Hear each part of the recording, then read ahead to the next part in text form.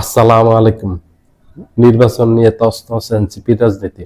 নির্বাচনকে কেন্দ্র করে এনসিপিতে অনেক বড় ধরনের ভাঙন দিয়েছে।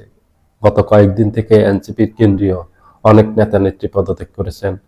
তাসনিম যারা স্বেচ্ছায় পদত্যাগ করেছেন, ডাক্তার তাসনুবা স্বেচ্ছায় পদত্যাগ করেছেন। এইভাবে কেন্দ্রীয় 10 জন নেতা আজকে এখন পর্যন্ত এই নির্বাচনকে কেন্দ্র করে পদত্যাগ করছেন। আজকে করলেন মিডিয়া সম্পাদক এবং দলের যুগ্ম সদস্য সচিব মুশফিকুর সালেহীন আজকে পদত্যাগ করছে। আভ্যন্তরীণ কোন দল পাওয়া না পাওয়া নিয়ে এবং বিশেষ করে জামাতের সাথে জোট করছে কেন, এটা নিয়েই মূল দ্বন্দ্বটা হলো ইদানিং দেখা দিয়েছে জামাতের সাথে জোটে যাওয়াকে কেন্দ্র করে।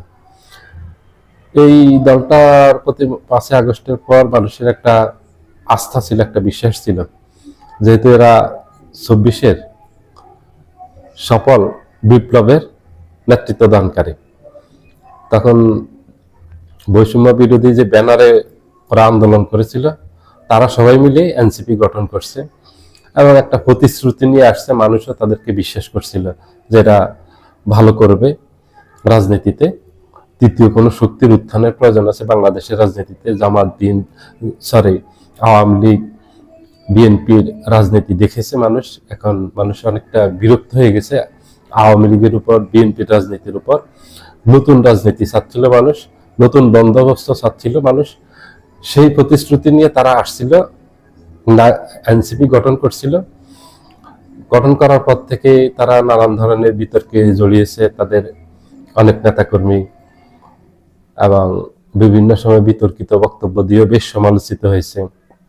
তারাও 5 আগস্টের পর বিএনপির মতো তাদের একটা জনপ্রিয়তা পেয়েছিল, যেহেতু 24-এর 5 আগস্টের একেবারে সফল বিপ্লবের একেবারে সকল নায়ককে নিয়ে এই দলটা গঠন করছে। তাই মানুষের আশা আকাঙ্ক্ষাও ছিল অনেক বেশি এই দলটার প্রতি। তরুণ দল হিসেবে আসছে, মানুষ চেয়েছিল বিকল্প হোক, আওয়ামী লীগ বিএনপির রাজনীতি তারা বিকল্প হবে, কিন্তু তারা সেই ধারাবাহিকতা রক্ষা করতে পারেনি। মূলত তাদের মূল সমস্যা যেটা হয়েছে সেটা হলো তারা কারো পরামর্শ মানে না। কারণ এখানে সবাই তরুণ, এখানে যে রাজনৈতিক অভিজ্ঞতা সম্পন্ন মানুষ আছে সেটা না, কিন্তু কেউ পরামর্শ দিল তারা সেটা মানে না। তাদেরকে পেয়ে বসছে অনেকটা শেখ হাসিনার রোগে, যে আমি সব বুঝি, আমি পৃথিবীর সেরা মহাজ্ঞানী, আমার জ্ঞানের কোনো প্রয়োজন নেই। শেখ হাসিনা নিজেকে তাই ভাবতে। এই জন্য শেখ হাসিনার পতনটা একেবারে, মানুষের পতন অনেকভাবে হয়, শেখ হাসিনার পতনটা খুবই জঘন্যভাবে হয়েছে। এইভাবে আর অতীতে কোনো স্বৈরশাসকের পতন হয়নি, কোনো ফ্যাসিস্টের এইভাবে পতন হয়নি। কারণ এরশাদের 90-এর অভ্যুত্থানের মাধ্যমে এরশাদের পতন হয়েছে 9 বছরের স্বৈরশাসনের, কিন্তু দল পালিয়ে যায়নি এবং পুরো মন্ত্রী পরিষদ এমপি পালিয়ে যায়নি। রাজনৈতিক নেতৃবৃন্দের বাহিরে সরকারি কর্মকর্তা, কর্মচারী, পুলিশ পালিয়ে যায়নি, সেনাবাহিনীর কিছু সিনিয়র অফিসার পালিয়ে যায়নি। যেভাবে পালিয়ে গেছে ডিজিএফআই সাবেক 5 ডিজি পালিয়ে গেছে, এটা অতীতে কখনো ঘটেনি। শেখ হাসিনার এত নিকৃষ্ট, এত বাজেভাবে পতন হয়েছে। শেখ হাসিনার রাজনীতি, আওয়ামী লীগের রাজনীতির একেবারে শেষ, ধ্বংস হয়ে গেছে। এরশাদ পতনের পর জাতীয় পার্টি ছিল, এখনো আছে জাতীয় পার্টি, ক্ষুদ্র ক্ষুদ্র অংশ, কিন্তু এই পরিণতি ভোগ করতে হয়নি। এরশাদ স্বৈরশাসক ছিল, আর শেখ হাসিনা এটা ছিল একটা ফ্যাসিস্ট, এটা একটা নর পিশাচ ছিল, এটা মানুষ ছিল না। ওইভাবে পতন হয়ে গেছে, একবারে ধ্বংস হয়ে গেছে। তার অনেকগুলি কারণ। একটা কারণ বললাম যে অনেক কিছু ভাবতো নিজেকে। এনসিপিরও একই অবস্থা হয়েছে, এরা নিজেদেরকে অনেক জ্ঞানী ভাবে, অনেক কিছু ভাবে 24-এর বিপ্লবটা ঘটিয়ে তারা ভেবেছে তারা অনেক কিছু জেনে গেছে, অনেক কিছু পেয়ে গেছে, অনেক কিছু অর্জন করে ফেলেছে। কিন্তু তাদের জীবনটা মাত্র শুরু হয়েছে। তারা সিনিয়রদের পরামর্শ নিতে পারত, অন্য দলের রাজনীতিবিদদের পরামর্শ না নিয়ে। আমাদের দেশে যারা রাজনীতি বুঝেন, যারা এই বিভিন্ন দলকে পরামর্শ দেন, একেবারে নিরপেক্ষ কিছু মানুষ আছেন, ভালো জ্ঞান রাখেন, রাজনৈতিক জ্ঞান রাখেন, দার্শনিক আছেন, এরকম কিছু নিরপেক্ষ মানুষ আছেন, তাদের পরামর্শ নিতে পারতো, নিয়ে দল পরিচালনা করতে পারতো। যেহেতু তাদের অভিজ্ঞতা কম, তারা বয়সে তরুণ, কিন্তু সারা সেই পথে যাননি, না গিয়ে নিজেদের মতো করে দল পরিচালনা করতে গিয়ে এক নেতার সাথে আরেক নেতার বনিবনা হচ্ছে না, একজনের সাথে আরেকজনের মতের মিল হচ্ছে না, একজনের জ্ঞান আরেকজন নিচ্ছেন না, একজনের পরামর্শ আরেকজন নিচ্ছেন না।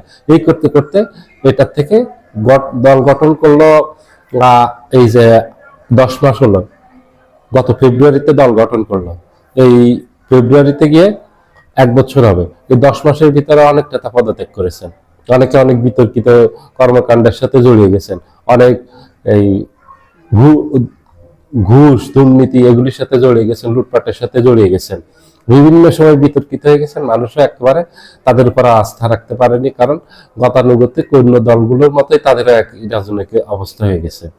তারা ওই যে লুটতারাজ, ঘুষ, ওই বাহুবলের যে রাজনীতি সেটার দিকে তারাও ঝুঁকছেন, তারাও হুমকি দিচ্ছেন বিভিন্ন সময়। এক কথা নানান ধরনের বিতর্কে জড়ায় এদের জনপ্রিয়তা একেবারে অনেক কমে গেছে, যেটা মানুষ আশা করেনি। মানুষ আশা করেছিল এরা একটা আশার প্রদীপ হবে মানুষের, বাংলাদেশের রাজনীতিতে, আগামীর রাজনীতিতে এরা হাল ধরবে, মানুষ এদেরকে সমর্থন দিবে। মানুষের সমর্থন ছিল কিন্তু ধরে রাখতে পারেনি। একই ভুল করছে 5ই আগস্টের পর বিএনপি মানুষের যে সমর্থন পেয়েছে, জনসমর্থন ছিল, বর্তমানে সেটা আর নেই। বিএনপির সেই জনপ্রিয়তা একেবারে তলানিতে চলে আসছে। বিতর্কিত অনেক কর্মকাণ্ডের সাথে জড়িয়েছে, বিতর্কিত বক্তব্য দিয়েছে, দুষ্কর্মের সাথে অপকর্মের সাথে বিএনপির নেতাকর্মীরা জড়িয়েছে, যার কারণে জনপ্রিয়তায় বেশ ধস নামছে। একই কারণে এনসিপিরও ধস নামছে, একই কারণে অন্য দলগুলিও যদি একই কাজ করতো তাদেরও ধস নামতো জনপ্রিয়তায়। খারাপ কাজগুলি মানুষ খারাপভাবে নেয়, ভালো কাজগুলো ভালোভাবে নেয়। রাজনৈতিক দলগুলোকে মনে রাখতে হবে, শেখ হাসিনার পতন হয়েছে উনি খারাপ কাজ করাতে, যেগুলি মানুষ পছন্দ করেনি এই কারণে।